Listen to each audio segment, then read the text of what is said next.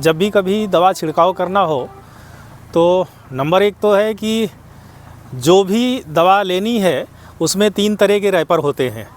एक पीला रैपर होता है, दवा पे लगा होता है, एक हरा रैपर होता है और एक लाल रैपर होता है। तिकोने जो बने होते हैं, जब ध्यान देंगे उस वो पैकेट पे, तो हरे रैपर का मतलब है कि वो दवा काफ़ी हद तक सेफ़ है, काफ़ी हद तक सुरक्षित है, उसमें बहुत ज़्यादा खतरे की संभावना नहीं है। अगर पीले रैपर की दवा है, वो कीटनाशक हो चाहे वो बीमारी नाशक हो, तो वो थोड़ा मीडियम क्लास की दवा होती है, वो नुकसानदायक होती है।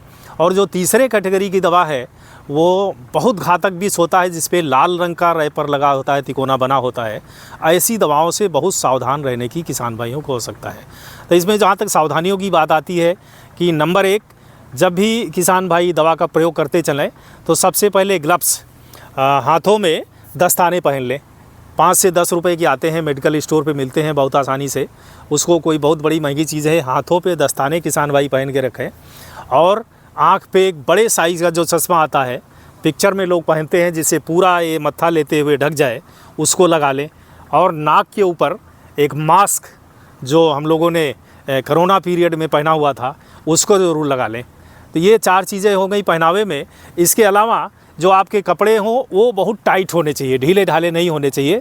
अच्छा हो कि वो चारों तरफ से बटन से कसे हुए हों, चाहे वो पैंट हो, धोती या तहमद या इस तरह की कोई चीज़ नहीं होनी चाहिए। कुर्ता जैसा ढीला कपड़ा नहीं होना चाहिए, टाइट कपड़े पूरे पहनने चाहिए। चौथा हो गया कि जब सारे कपड़े हो गए और सर पे हेलमेट, बालों पे एक हेलमेट आता है, जब आप दवा की दुकान पे जाएंगे प्रोटेक्शन वाली सारी चीज़ें मांगेंगे तो एक हल्का हेलमेट आ जाता है, ताकि कोई भी दवा छिड़क करके आपके बालों पे ना आए, हाथों पे ना लगे, दस्ताना लगा रहेगा।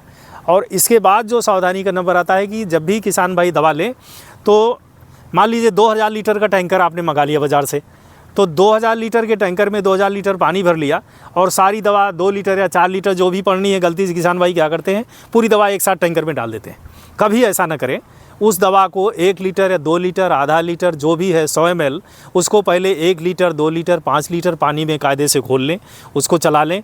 फिर घुलने के बाद जब एक जैसा सलूशन बन जाए, उसके बाद उस दवा को सीधे उसमें 2000 लीटर में या 4000 जो भी आपके पास टंकी है, 200 लीटर की है, उसमें डाल करके तब उसका प्रयोग करें।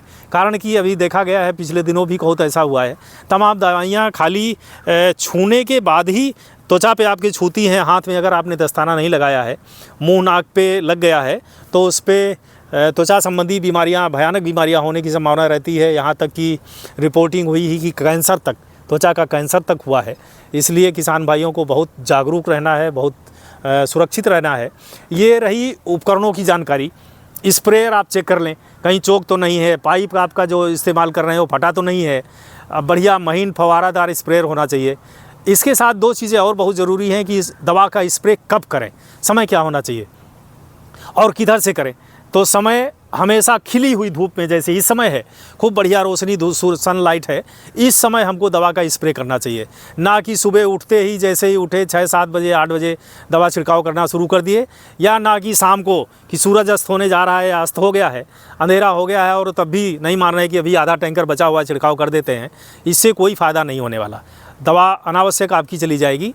तो खुली हुई धूप में 11 बजे के बाद से लेकर के और 4 बजे तक दवा का छिड़काव किसान भाई करें, नंबर 1। नंबर 2, इसमें ध्यान देने की बात है कि अगर हवा चल रही है, अच्छा रहेगा कि उस समय दवा का छिड़काव करें जब कोई भी हवा ना चल रही हो।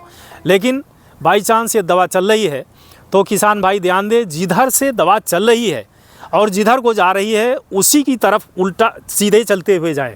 ऐसा ना हो कि आपके सामने से हवा आ रही है और आप स्प्रे कर रहे हैं तो दवा की फुहार भी आपके आंखों पर आएगी, आपके ऊपर आएगी। एक कंडीशन ये इंसेक्टिसाइड और फंजीसाइड के केस में होती है कि आप हवा की दिशा में ही आगे बढ़ेंगे, उधर ही आगे दवा बढ़ती चली जाएगी।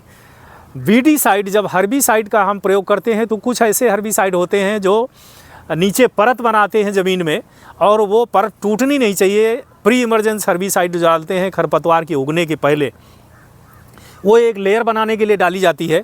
उस केस में हम ध्यान रखते हैं कि आगे आगे दवा डालते हैं और हम पीछे चलते चले जाते हैं ऐसे, ताकि आगे चलेंगे तो परत जो बनी है इंसेक्टिसाइड की वो टूट जाएगी। वहाँ ध्यान रखना बहुत ज़रूरी है कि हम पड़ी हुई दवा जहाँ पर पड़ी है उस खेत के ऊपर, उसके ऊपर हमारा पैर न पड़े। खाली वहाँ ध्यान रखने की आवश्यकता है। तो इतनी सारी चीज़ों को अगर हमारे किसान भाई ध्यान रखेंगे तो निश्चित रूप से दवा से अच्छा फ़ायदा होगा।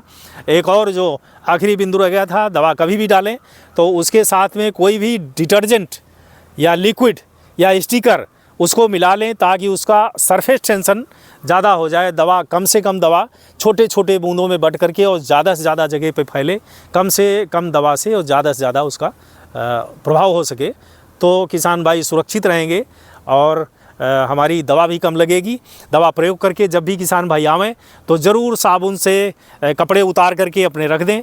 जो भी पहन करके दवा डाले थे उसको अलग एक उस बाल्टी भिगो दें, साबुन डाल दें, धुलाई कर दें और अपना हाथ, पैर, नाक, मुंह आराम से खूब कस के 4-5 बार साबुन से हाथ से धुल करके ही कोई भी चीज़ छुएं या खाएं।